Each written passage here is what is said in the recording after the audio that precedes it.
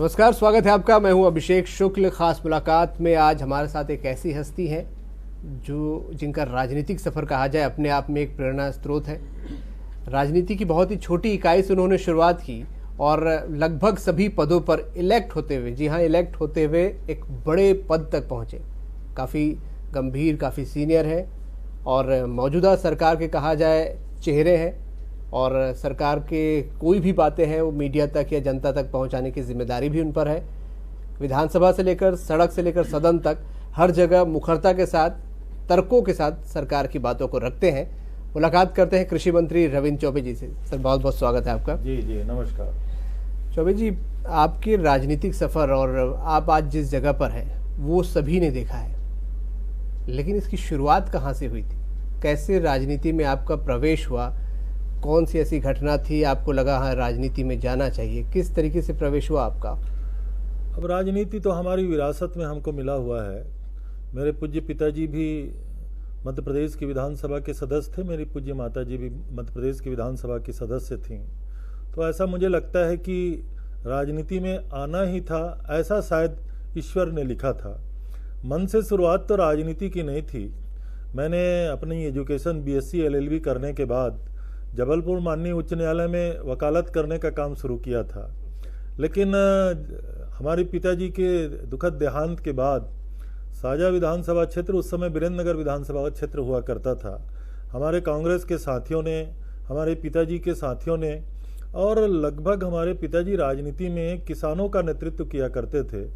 तो पूरे अंचल के किसान प्रतिनिधियों ने इस बात को कहा कि वकालत करके जो भी हासिल करना है वो कर सकते हो, पैसा कमा सकते हो, लेकिन जो विरासत है जनता की सेवा करने का काम, क्षेत्र का विकास करने का काम, वो करना उचित रहेगा।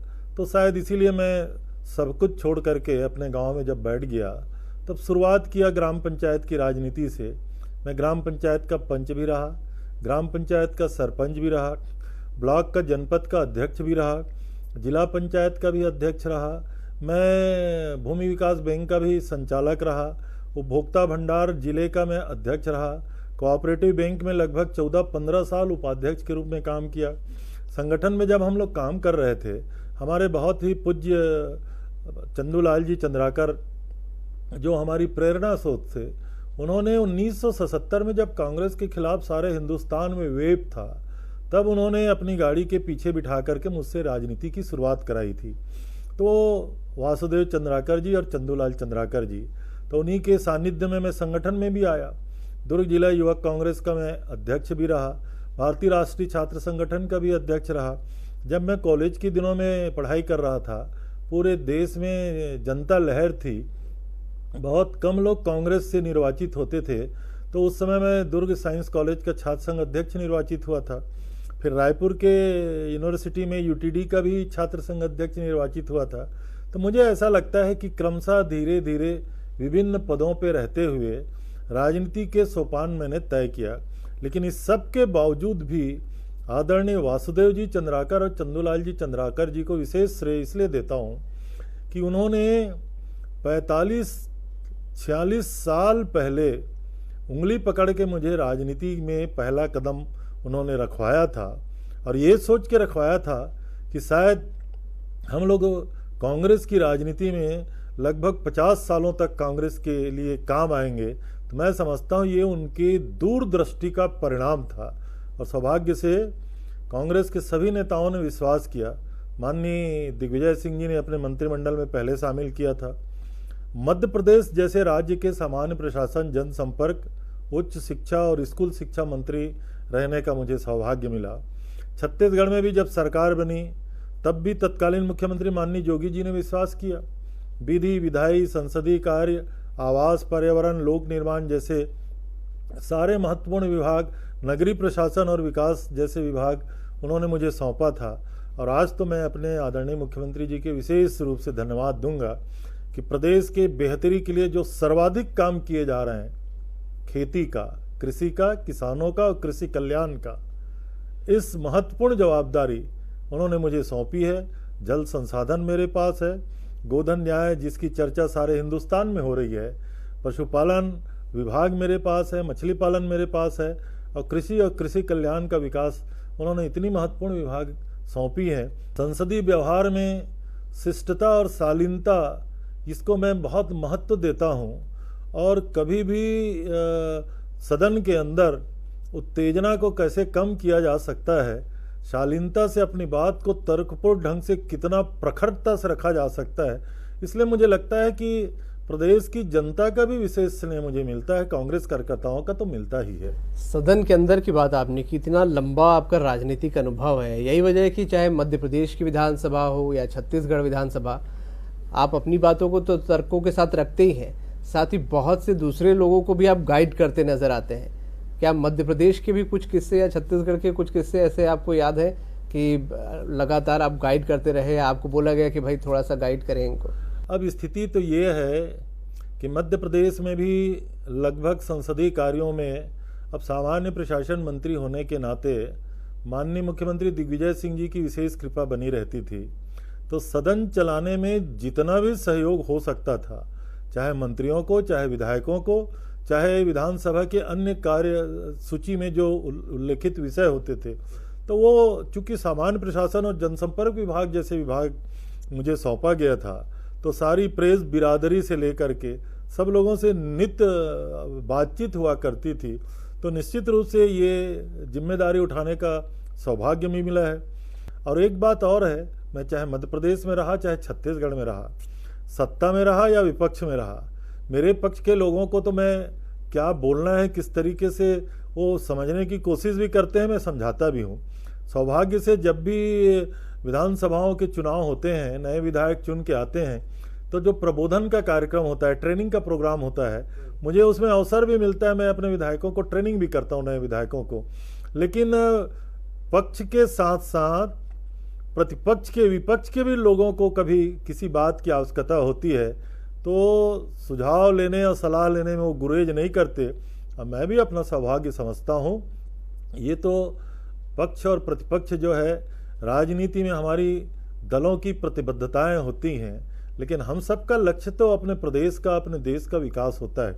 इसलिए सबको सुझाव भी देता हूँ, सहयोग भी करता हूँ, शब्दों में, अक्षरों में बांध के भी बताता हूँ कि आपको किस तरीके से सदन में बोलना चाहिए और सदन के बाहर बोलना चाहिए। अब मेरा तो ये भी सौभाग्य है, मध्य प्रदेश की विधानसभा में बड़े बड़े विधान पुरुष आदरणीय अर्जुन सिंह जी, पंडित श्यामाचरण शुक्ल जी, माननीय मोतीलाल ओरा जी, माननीय श्रीनिवास तिवारी, कृष्णपाल सिंह और पंडित राजेंद्र प्रसाद शुक्ला जी, माननीय कैलाश जोशी जी, माननीय सुंदरलाल पटवा जी, माननीय विक्रम वर्मा जी जैसे लोगों के साथ बैठने का सौभाग्य मिला है। तो ये तो राजनीति के और संसदीय प्रक्रियाओं के खुद विश्वविद्यालय थे। तो उस विश्वविद्यालय में अगर पढ़ने का मौका मिला तो किसी को भी सीखने का अवसर मिलता है। अब आज जो राजनीति में हम लोग जो कुछ भी हैं वहीं से सीखे हैं, और वही हमारा आजकल जो उस विश्वविद्यालय में आपने बहुत कुछ सीखा। छात्र संगठन से लेकर आज यहाँ तक आप पहुँचे, एक वरिष्ठ विधायक मंत्री के तौर पर आज आप स्थापित हैं। नई जनरेशन जो विधायकों की आ रही है, तब आप लोग जब यंग थे, शुरुआत कर रहे थे, और आज जब नए विधायक आ रहे हैं, क्या कोई फर्क पाते हैं आप? वर्तमान राजनीतिक परिप्रेक्ष्य में तो जमीन और आसमान का अंतर हो गया है। हम लोग देखते थे मध्य प्रदेश की विधानसभा में तीसरे कार्यकाल तक माननीय मोतीलाल जी ओरा जैसे वरिष्ठतम विधायक को भी हम लोग विधायक विश्राम गृह से विधानसभा तक पैदल जाते देखते थे।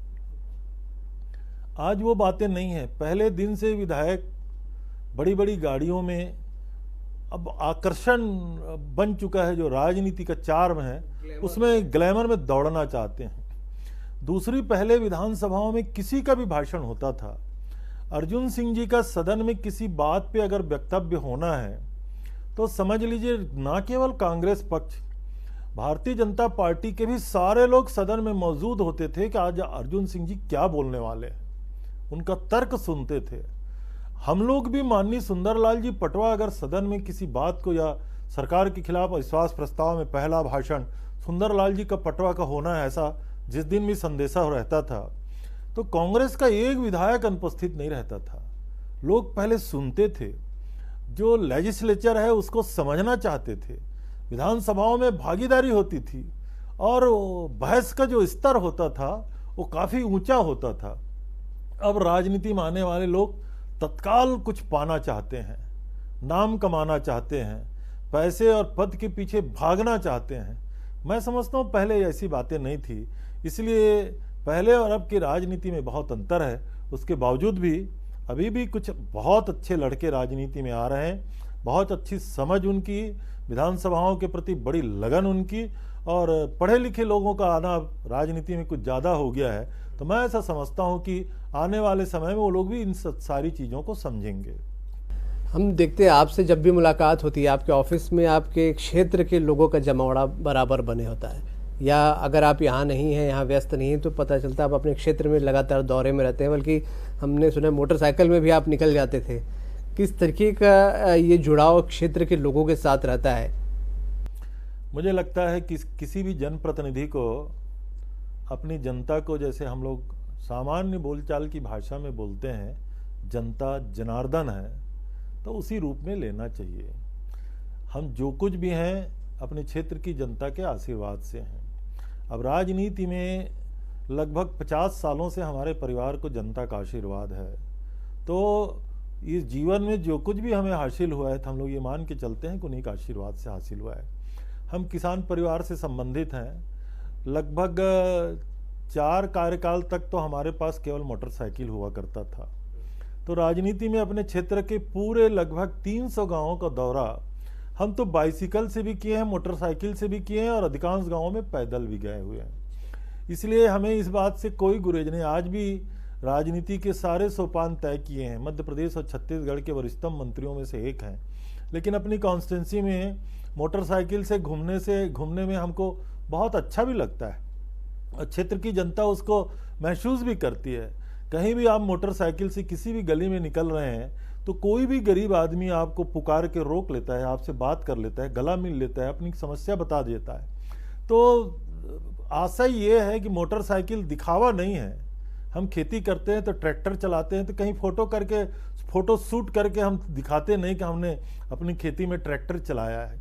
हम मोटरसाइकिल से घूमते हैं तो ये दिखावा नहीं है, ये हमारी सामान्य जो जिंदगी है उसका हिस्सा है, और लोगों को भी बहुत अच्छा लगता है। अपने जनप्रतिनिधि को अपने करीब पाते हैं।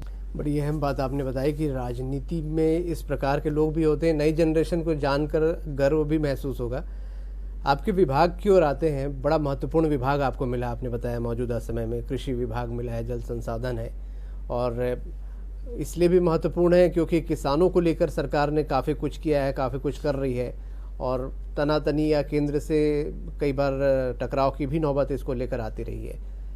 कितना महत्वपूर्ण राजीव गांधी न्याय योजना या किसानों के लिए जो तमाम योजनाएं हैं, गोधन योजनाएं हैं, उसको मौजूदा सरकार के लिए अपनी सफलता के तौर पर आप मानते हैं? कितने सफल अपने आप को इसमें मानते हैं आप? छत्तीसगढ़ की वर्तमान सरकार के सामने चुनौतियां बहुत हैं और परिस्थितियां काफ़ी विपरीत रहीं। हम सरकार बनाए, केंद्र में भारतीय जनता पार्टी की सरकार बनी, आदरणीय प्रधानमंत्री श्री नरेंद्र मोदी जी बने। राजनीतिक विभेद की बात नहीं कहूँगा, लेकिन छत्तीसगढ़ जो है उत्पादक राज्य है। छत्तीसगढ़ में हमारा हिस्सा हमको समय पर मिलना चाहिए, ये हमारी सोच है। लगातार केंद्र सरकार छत्तीसगढ़ में जो छत्तीसगढ़ का प्राप्त होने वाली राजस्व है, धनराशि है, उसको रोकने का प्रयास करती है। मैं ये नहीं कहता कि राजनीतिक कारणों से होता है। केंद्र की भी माली हालत मैं ऐसा समझता हूँ कि बहुत ज़्यादा अच्छी नहीं है।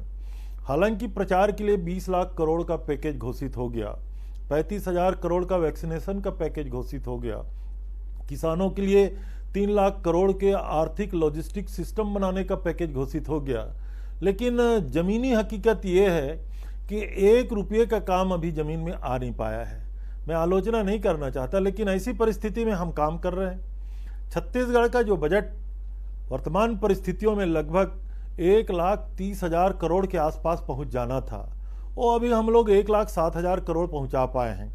2 साल के कोरोना के महामारी के संक्रमण के चलते आर्थिक गतिविधियां भी प्रभावित हुई हैं, लेकिन सौभाग्य से छत्तीसगढ़ का जो कृषि विभाग है वो उसको माननीय मुख्यमंत्री जी ने बेहद कृपा दृष्टि बनाए रखी है।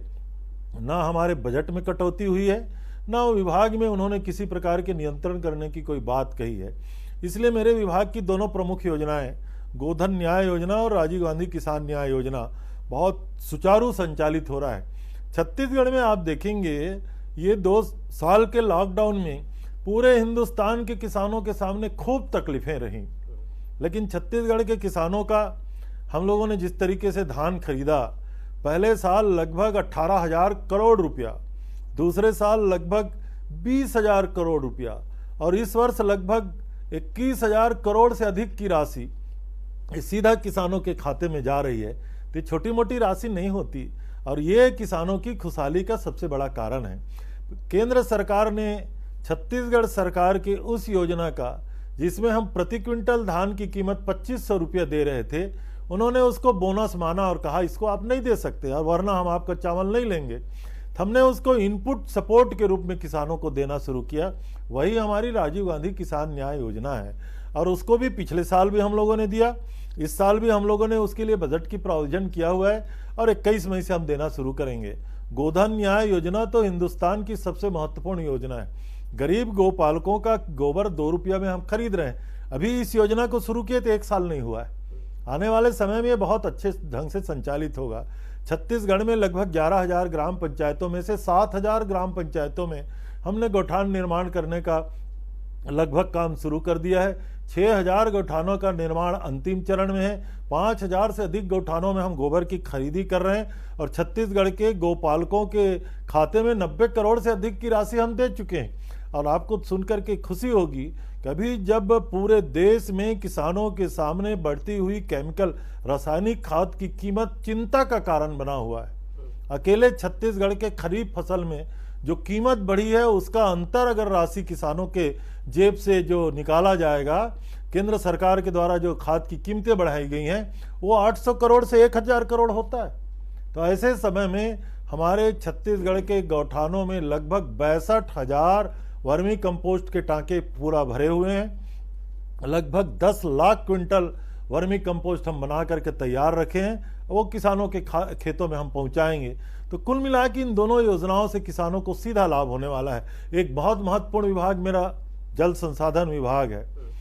लगभग 15 साल छत्तीसगढ़ में जिनकी हुकूमत थी, उन्होंने दुर्भाग्य से नई सिंचाई परियोजनाओं के बारे में विचार ही नहीं किया और मैं उनको दोष नहीं देता, ये शायद उनकी पार्टी का दोष है, क्योंकि केंद्र में भी भारतीय जनता पार्टी की आदरणीय प्रधानमंत्री श्री नरेंद्र मोदी जी के नेतृत्व में सरकार बनी है। पूरे 7 साल में एक भी सिंचाई की बड़ी परियोजना की आधारशिला उन्होंने नहीं रखी है। इसका मतलब है जल क्षेत्र को, सिंचाई के क्षेत्र को बढ़ाना उनकी प्राथमिकता में नहीं होता। लेकिन हमने पिछले बजट से शुरुआत की है। बोध घाट हमारे अंतिम चरण में डीपीआर बनाने का काम, पैरी का काम हम शुरुआत करने जा रहे हैं। छत्तीसगढ़ में जो छपरा टोला है, अरपा में एक बड़ा बांध बनाने जा रहे हैं। हम शेखरपुरा और डांड पानी बना करके, अरिहन खारंग बना करके अरपा में पानी लाने जा रहे हैं। मोंगरा का पानी तांदुला में डाल करके राजनांदगांव जिले और दुर्ग जिले में सिंचाई सुविधा बढ़ाने जा रहे हैं। आशा ये है कि इस कोरोना काल में भी हमारी परियोजनाएं आगे लगातार बढ़ रही हैं। हालांकि महानदी डिस्प्यूट ट्रिब्यूनल में लंबित होने के कारण हमारे कुछ काम प्रभावित हो रहे हैं, लेकिन लगातार केंद्रीय जल शक्ति मंत्री आदरणीय गजेंद्र सिंह जी शेखावत से हमारी चर्चा हो रही है और मैं उम्मीद करता हूं कि छत्तीसगढ़ का जो सिंचाई का रकबा 11 लाख हेक्टेयर का है, इस सरकार ने उसको लगभग दुगना करने का जो निर्णय लिया है, उस लक्ष्य को हम जल्दी प्राप्त कर लेंगे। विपक्ष एक और आरोप लगाता है कि आप लोगों की राजीव गांधी न्याय योजना की किश्तों में भुगतान या गोधन न्याय योजना का मजाक बनाता है, या फिर जो सिंचाई की बात आपने की वो कहते हैं कि पंप, जो सिंचाई पंप है वो किसानों तक आप पर्याप्त नहीं पहुंचा पाए। अभी छत्तीसगढ़ के किसानों का 35,000 पंप अनकनेक्टेड एप्लीकेशन पेंडिंग है। इसी विधानसभा बजट सत्र में आदरणीय मुख्यमंत्री जी ने घोषणा की है, छत्तीसगढ़ में बिजली की कोई कमी नहीं और आगामी खरीफ सत्र में उन किसानों को पंप मिल जाएगा। जहां तक राजीव गांधी किसान न्याय योजना के बारे में, भाजपाइयों की मानसिकता दोहरी नहीं होनी चाहिए। या तो केंद्र सरकार से कहे कि राज्य सरकार अपने किसानों को जो दे रही है उसमें आप आपत्ति ना करें। तो हम अपने बजट में पूरा 5,703 करोड़ की व्यवस्था किए हुए हैं। हम अपने किसानों को एक मुश्त दे सकते हैं। केंद्र सरकार से तो आपत्ति करते हैं, यहां उसको अंतर की राशि को बोनस मानते हैं। इसलिए हमने राजीव गांधी किसान न्याय योजना बनाया कि ये इनपुट लागत सपोर्ट है, इसको आप बोनस ना माने, इसलिए हमको 4 किस्त देना पड़ता है। तो मैं अपने भाजपाई मित्रों से आग्रह करना चाहता हूं, दोहरी मानसिकता छोड़ें। छत्तीसगढ़ का किसान, यहाँ के अन्नदाता हमारे भगवान हैं। उनके लिए अगर राज्य सरकार कोई भी योजना बनाती है तो उसको उदार कंठ से केंद्र से अनुमति मिलना चाहिए। अब दूसरी ओर देखिएगा, हमने राइस बेस्ड बायोफ्यूल का प्लांट डालने की यहाँ MOU करना शुरू किया। केंद्र उसमें आपत्ति क्यों कर रहा है? छत्तीसगढ़ में हम अपने पैसे से धान खरीदते हैं, हमारा अपना धान है, हमारे किसानों का धान है, हम अपने किसानों को पैसा देते हैं। और हमारे पास अगर धान बच गया तो हम उसको बायोफ्यूल बनाना चाहते हैं, केंद्र अनुमति क्यों नहीं देती? इसमें अड़ंगा क्यों लगाना चाहती है? और आपके माध्यम से मैं पूरे प्रदेश को और देश को बताना चाहता हूं, छत्तीसगढ़ में राइस बेस्ड बायोफ्यूल का लगातार केंद्र सरकार हमको अनुमति जारी करे। हम अपने किसानों के खरीफ का भी धान खरीदेंगे और हमारे यहाँ अगर बायोफ्यूल बनना शुरू हो जाएगा तो हम रबी का भी अपने किसानों का धान खरीदेंगे और छत्तीसगढ़ के किसानों की माली हालत बहुत मजबूत हो जाएगी। और ये केवल किसानों की हालत नहीं है, हम उत्पादन करेंगे तो राष्ट्र की सेवा करेंगे। इसको समझना चाहिए, क्यों भेदभाव करती है केंद्र की सरकार और क्यों दोहरी मानसिकता भारतीय जनता पार्टी की है, ये मेरे समझ से परे है। छत्तीसगढ़ में कोरोना काल का जिक्र हुआ तो थोड़ा टीकाकरण, वैक्सीन और इन व्यवस्थाओं को लेकर भी कई बार तनातनी की नौबत आई केंद्र से। अब वैक्सीन में अगर केवल हमारा छत्तीसगढ़ का कोई त्रुटि होती तो वैक्सीनेशन में केवल छत्तीसगढ़ प्रभावित होता। ये सारे हिंदुस्तान में जो केंद्र सरकार की नीति है उसके चलते ये प्रॉब्लम आया है। माननीय उच्चतम न्यायालय को कहना पड़ा कि केंद्र सरकार शुतुरमुर्ग बन के नहीं रह सकती। आदरणीय प्रधानमंत्री जी, मुंह छिपा के आप अब नहीं रह सकते। जनता के सामने आपको आना पड़ेगा और आपको काम करके दिखाना पड़ेगा। उत्तर प्रदेश की क्या हालत है? लाखों लोगों की मौत हुई है।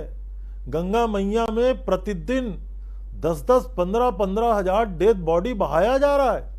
ये इस देश ने कभी देखा नहीं था। और छत्तीसगढ़ की बेहतर हालत है। वैक्सीन की व्यवस्था अगर केंद्र सरकार शुरू से कर दे, और आज भी हम लोगों की प्रार्थना है राज्यों को अनुमति दे दे और बाहर से आने वाले जितने भी वैक्सीन की कंपनियां हैं उसको हिंदुस्तान में बिल्कुल टैक्स फ्री आज़ादी दे दे। सारे राज्य अपनी जनता के लिए वैक्सीन लगा लेंगे, अपनी पैसा की पूर्ति कर लेंगे। हमारे आदरणीय मुख्यमंत्री जी ने तो सबसे पहले इस बात का निर्णय लिया ना कि केंद्र सरकार जो वैक्सीन लगा रही है 45 से एबव वालों का, 45 से नीचे 18 से एबव वालों का पूरा वैक्सीनेशन हम राज्य सरकार के संसाधन से इसमें भी विवाद की स्थिति बन गई। विपक्ष ने कहा कि आप लोगों ने रंगों में बांट दिया टीके। इसमें रंगों का सवाल नहीं, हमको 1,35,00,000 लोगों को वैक्सीन लगाना है और केंद्र सरकार ने 1 लाख वैक्सीन दिया है, तो किसको लगाते? विवाद की स्थिति होती तो किसी से तो शुरुआत करना है। तो गरीबों से शुरुआत कर दें जिनके पास ना मोबाइल है ना वैक्सीन लगाने के लिए एप्लीकेशन देने की क्षमता है। लेकिन माननीय उच्च न्यायालय ने कहा कि आप सभी वर्गों को दीजिए। उच्च न्यायालय ने नियंत्रित करके कहा कि 30% दीजिए। अब माननीय उच्च न्यायालय के आदेश का हम पालन कर रहे हैं। उसके बावजूद भी छत्तीसगढ़ सरकार ने 1.5 करोड़ वैक्सीन का ऑर्डर प्राइवेट कंपनियों को दे दिया है। ये वैक्सीन आएंगे, सभी वर्गों को आगामी सप्ताह में पूरी तौर पे हम वैक्सीनेशन करेंगे। वैसे तो बहुत सारा भार आपके ऊपर है, सरकार का, अपने क्षेत्र का, जनप्रतिनिधि आप काफ़ी एक्टिव है, लेकिन फिर भी जब खाली समय मिलता है तो खाली समय में क्या करना पसंद करते हैं आप? अभी तो कोरोना के चलते बहुत खाली समय मिला, तो परिवार, बेटा बेटी और उनके छोटे छोटे बच्चों के साथ तो समय हमारा पास होता है। प्रतिदिन अपनी कॉन्स्टिट्यूंसी के लोगों से फ़ोन पे चर्चा, उनकी कुशल क्षेम पूछना, स्वास्थ्य संबंधी उनकी जो आवश्यकताएं होती हैं उसकी पूर्ति करना। इस कोरोना काल में साजा, खमरिया, देवकर, धमधा में लगभग 130 बेड ऑक्सीजन का हमने बनाया और हमारी गरीब जनता है, किसान है, उनको मदद करने की कोशिश की। और उसके अलावा पढ़ने में बहुत रुचि है। दिन भर सारे अखबारों के सारे एडिटोरियल में पढ़ लेता हूँ, दिन भर न्यूज़ देखता हूँ। और जब सारे एडिटोरियल पढ़ते हैं तभी तो कुछ वर्ड्स और कुछ नए सेंटेंस मालूम होते हैं। और कभी कभी कुछ पॉलिटिकल किताबें भी पढ़ते हैं। और नहीं तो आजकल यूट्यूब में बहुत अच्छे वक्ताओं के भाषण सुनने को मिलते हैं। अटल जी का भी भाषण हम सुन रहे हैं, राजीव जी का भी भाषण सुन रहे हैं, इंदिरा जी का भी भाषण सुन रहे हैं, कन्हैया कुमार के भी लगातार भाषण सुन रहे हैं। अभी वेस्ट बंगाल इलेक्शन के बाद लगातार पीके का, प्रशांत कुमार का इंटरव्यूज़ हमको देखने को मिल रहा है। राहुल जी के और प्रियंका जी का रोज़ ट्वीट देखते हैं। और जो गांधी जी के राजनीतिक विचार, पंडित नेहरू के राजनीतिक विचारों के जो किताबें हैं, उनको देखने का भी अच्छा अवसर मिलता है। आप खुद अपने आप में एक राजनीति की चलती फिरती किताब है। क्या भविष्य में कभी सोचा है कि अपनी कोई ऑटोबायोग्राफी या ऐसी किताब लिखूं ताकि नई जो जनरेशन है उनको सीखने को, प्रेरणा के लिए बहुत कुछ सीखने को मिले? अब किताब लिखने के बारे में तो ज़रा अभी बहुत ज़्यादा विचार किया नहीं हूँ। लिखने पढ़ने का काम थोड़ा सा प्रभावित हो जाता है। लेकिन राजनीति में जब तक लोगों की सेवा करने का अवसर है, सेवा करने का काम ही लगभग रोज़ एक किताब के पन्ने बनते जाते हैं। आने वाले समय में उसको रिकॉर्ड कितना कर पाएंगे, किताबों के रूप में कितना ला पाएंगे, भविष्य के गर्त में है। नए जनरेशन को, खासकर राजनीति में जो आना चाहते हैं या आ रहे हैं, उनके लिए कोई मैसेज? हिंदुस्तान का खुशहाल भविष्य है और इस भविष्य के निर्माता यहाँ का नौजवान भी है। हमारे देश के निर्माताओं ने सारी व्यवस्थाएं, एजुकेशन से लेकर के डेवलपमेंट का इस देश में पूरा किया हुआ है। और मैं आप सबसे आह्वान करना चाहता हूँ, बेहद ईमानदारी से और खूब मेहनत करके, परिश्रम करके देश को आगे बढ़ाने के लिए, देश हित में जिस भी क्षेत्र में आप काम करें, निरंतर आगे बढ़ें। और आप मेहनत करेंगे, आप आगे बढ़ेंगे, तभी देश आगे बढ़ेगा। मेरी बहुत शुभकामनाएं आपके साथ है। बिल्कुल रविंद्र चौबे जी, बहुत शुक्रिया हमारे साथ इस चर्चा में शामिल होने के लिए। तो हमारे साथ कृषि मंत्री रविंद्र चौबे जी थे, जो कि अपने आप में राजनीति की एक चलती फिरती किताब है। वरिष्ठतम नेताओं के साथ उनको संगत करने का मौका मिला है और नई जनरेशन को भी सिखा रहे हैं। तो आज खास मुलाकात में इतना ही। अगली बार मुलाकात फिर किसी हस्ती के साथ, तब तक दीजिए इजाज़त।